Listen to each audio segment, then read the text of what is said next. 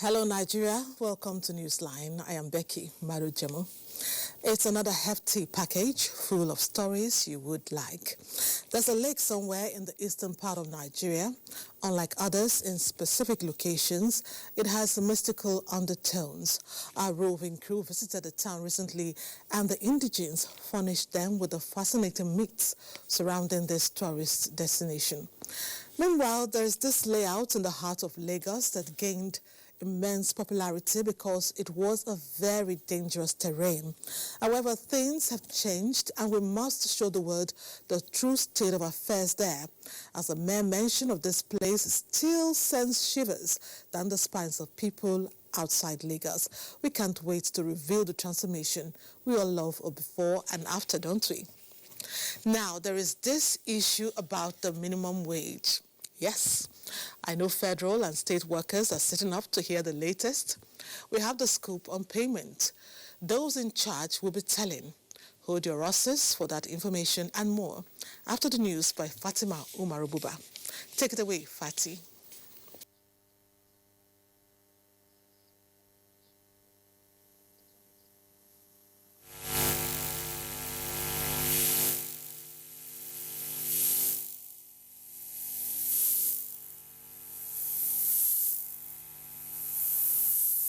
Statement by the special advisor to the president on media and publicity, Femi Adesina, says Mr. Austin Enejamo Isire was approved as chairman in accordance with Section 4A of the NSITF Act Cap 88 of 2004. Najatu Tijani has details of the statement. The presidency issued a clarification to the effect that the NSITF is 100% federal government of Nigeria owned under the supervision of the Federal Ministry of Labour and Employment, designed for the role of ensuring workers in the public and private sectors, with a mandate to ensure workers and pay them compensation for accidents, deaths and injuries in the course of work.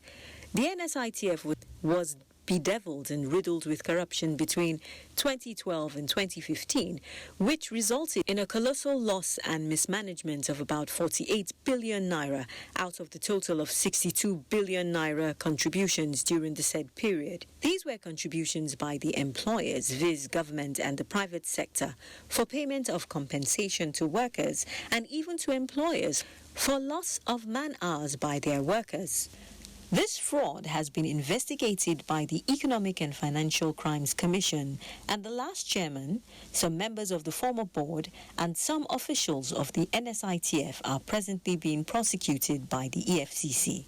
All actions taken by the Minister of Labour and Employment towards the resuscitation and repositioning of this ailing agency, including the administrative panel of inquiry into the affairs of NSITF and the suspension of the inauguration of the board in 2018, were part of the special work plan approved for the minister by Mr. President.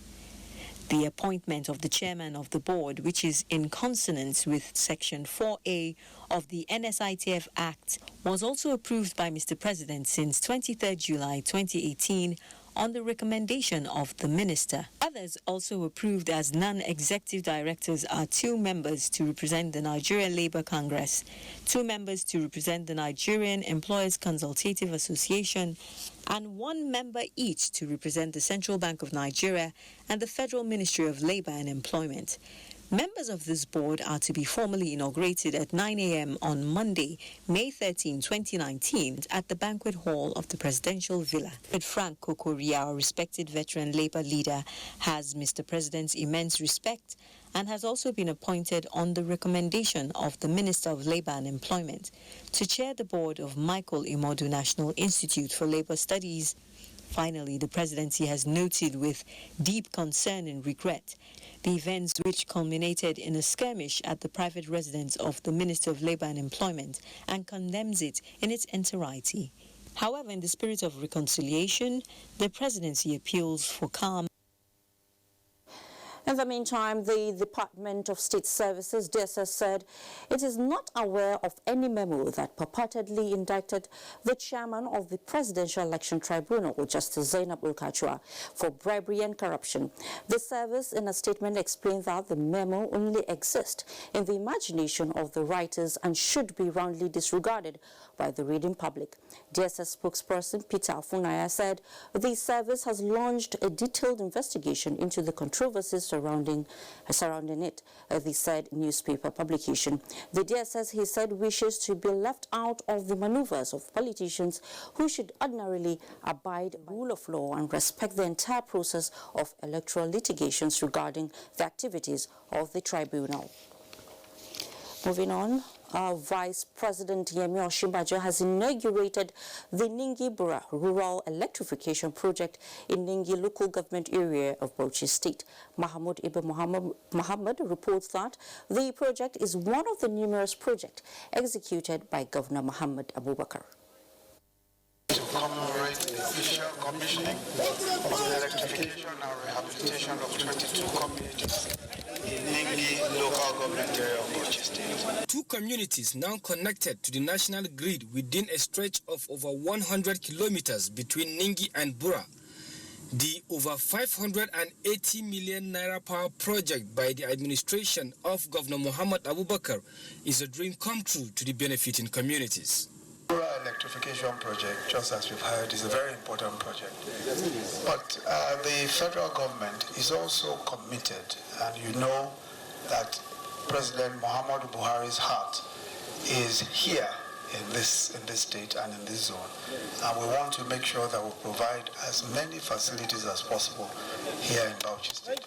This project was conceived under very, very heavy pressure from the current member-elect House of Representatives.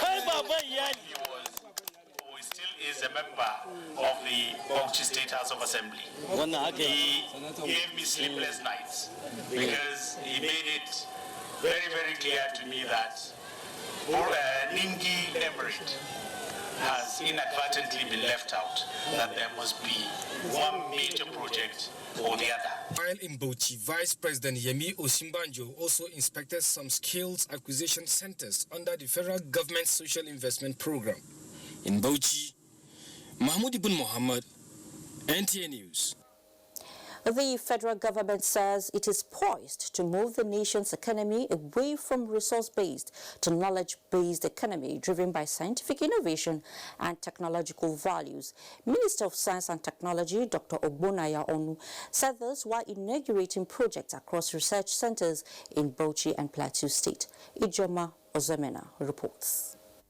The National Space Research and Development Agency, NASDA, the umbrella body for space program, was established in May 1999 to pursue the development and application of space science technology for socio-economic benefit of the country. The inauguration of projects at the Bauchi State Center for Geodesy and Geodynamics is key towards seismic hazards, monitoring and mitigating of earth tremors, as well as having a conducive working environment. In Plateau State, to cover remote sensing programs and researches for sustainable development, an e-library and auditorium was inaugurated at the Just Eat Remote Sensing Center. Also, in effort to make construction affordable, a post-learner plant and skill acquisition center were inaugurated in Bokos. But Nigeria has the intention not only to build satellites in Nigeria, but also to launch satellites in Nigeria. And we also believe that we will have not just one Nigerian, we are going to have Nigerians in space. And it is this space agency that will do it.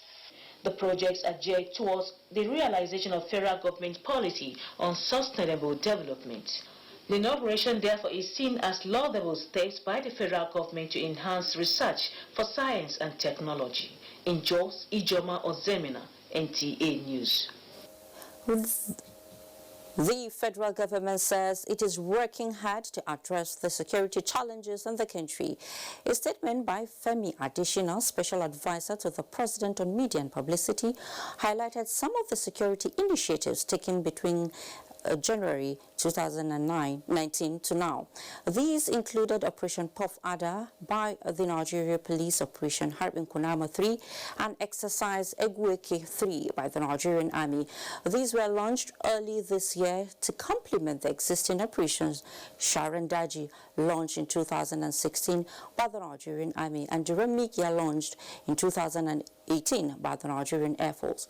All of these operations are focused on tackling banditry and criminality in the northwest of Nigeria. The statement says it is the constitutional duty and responsibility of government to safeguard lives and property. He explained that the Buhari administration remains committed to this, and despite recent spikes in the spate of crime and criminality, the evildoers will be beaten, and badly too. And now to Kano. Kano State government says it will now use traditional institutions more in the implementation of policies and programs to ensure accelerated development at the grassroots. Governor Abdullahi Ganduje made this known at a meeting with newly appointed emirs and subjects of the recently created emirates in the state. Abdullahi Mustafa has the report. The indoor sports hall of the Sani Abacha Stadium was full to the brim. Hundreds of jubilants from the 4 newly created emirates converged to say thank you to Kano State government and celebrate the new development in their communities. Addressing the cheering crowd, Governor Abdullahi Umar Ganduje identified the quest for accelerated development in the sectors of education, agriculture, health and security as the ultimate objective of creating the new emirates. I appeal to the new tribunal rulers to ensure that all school-age children must go to the school. He enjoined people of the respective emirates to support and cooperate with their royal fathers. The new emirs, Tafid Abubakar Ila of Rano, Ibrahim Abubakar of Karai, Ibrahim Abdul Qadir of Gaya, and Aminu Ado Bayero of Bichi, who were already presented with their letters of appointment, expressed gratitude to Governor Ganduje and assured of commitment towards supporting government's programs and initiatives. With the amendment of Kano State Emir's appointment and deposition law, the state now has 5 emirates, with Emir of Kano Muhammad Sanusi II as Chairman, Council of Traditional Rulers. In Kano, Abdullahi Mustafa, NTA News. Meanwhile, Anambra State Governor Willie Obiano has inspected ongoing road construction across the 3 senatorial districts in the state, among which is the Onono Umuezeanam Road in Anambra West local government area. Ndemkalu reports. Inspected include the 3.8 kilometers road in Ekulumili Unubi Road, Newi South Council area, the 2.6 kilometers Obago Mbauku Umawulu Obu Road in Oka South LGA, and the Odene Eziagolo Otocha Road with Esporto Igwe Idigo Road Aguleri, 9.6 Eziagolo Ivite Ezu River Road, Umueze Ibezunu Adani Road Aguleri, and 18.5 kilometers Oroma Umudora Umuiku Unono Road with Esporto Umuezanam, Anambra West local government area. Governor Obiano, who expressed satisfaction over the progress of work in the areas, noted that his administration embarked on the road projects to boost economic activities in the state. This road will curb that, and most of their wasted food items due to lack of sale will now find market in Anambra State properly. And this is going to work in a very significant manner to reduce the cost of food in Anambra State. The contractor is doing according to schedule, and I'm sure the community are giving him the maximum cooperation. His Excellency, this road is so important, it's very important and very unique, because this part of Anambra State, they've never seen a third road. This road, when completed, would be the first third road the people of Onono will be seeing in their life. We try our best to make the road motorable for the people during the rainy season, and we are moving forward. Natives of the various communities commended Governor Willie Obiano for his efforts at providing good access roads that link their various communities. We in News local government area, this is just a tip of the iceberg. He has done so much in this local government area. All what he's asking the News South is to support his government. Completion of the ongoing road projects in the areas will afford the people the opportunity to evacuate their goods and as such improve the gross domestic product of Anambra State. From Anambra West Local Government Area, Ndem Kalo, NTN News. The Northern Governors' Wives Forum has donated relief materials to over 2,000 internally displaced persons in Zamfara State. Correspondent Haliru Muhammad Umar reports that the beneficiaries, mostly women and children, were victims of attacks by armed bandits on various communities of the state. The incessant security challenges bedeviling Zamfara State has in the last few years rendered thousands of people, mostly women and children, homeless, who are currently taking refuge in various camps. This prompted the Nigeria Governors' Wives Forum, under the leadership of wife of the state governor Hajia Asmau Abdulaziz Yari, to donate relief materials including rice, semolina, sugar and milk, among others, to over 2,000 internally displaced persons. As you're seeing here today, there are relief items which was donated by the Nigerian Governors' Wives Forum to the IDPs, to the destitute and the displaced people of Zamfara State. In their separate remarks, wives of governors of Imo and Niger states, Mrs. Inkechi Rochas Okorocha and Dr. Amina Sani Bello respectively, commiserated with the government and people of the state over the incessant loss of lives and property, stressing that whatever affects a state of the Federation should be of concern to all and sundry. What the people of Zamfara is going through, what they are feeling, especially the internally displaced persons, that we are also feeling in our various states. We have come with our relief materials as a token of our sympathy, and we hope that it will give some relief to our fellow human beings. Speaking at the event, Chairman, Zamfara State Damage Assessment and Relief Committee, Sanusi Garba Rikiji, who thanked the forum for the gesture, said over 70,000 IDPs exist in the state, noting that no fewer than 40,000 have been reunited with their communities. In Gusau, Halir Muhammad Umar, NTA News. And on a sad note, President Muhammadu Buhari joins the entertainment industry, particularly movie makers, in mourning the passage of veteran filmmaker Chief Eddi Ugboma, who died at 78.